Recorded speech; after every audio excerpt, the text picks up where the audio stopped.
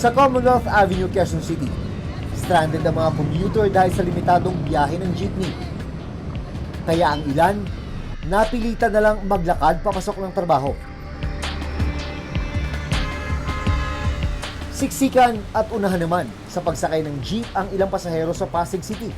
Ang iba, sumabit na lang sa likuran ng jeep para lang makasakay.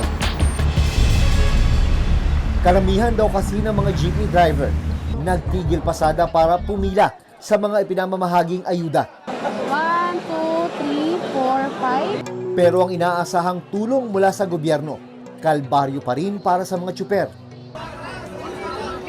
Nito lang Miyerkules, nagkagulo ang ilang driver habang nakapila sa paayuda ng Land Transportation Franchising and Regulatory Board o LTFRB. Anong barangay po, sir? Ang ilan kasi na pumila ng buong araw, wala raw pala sa listahan ng mabibigyan ng 5,000 pesos.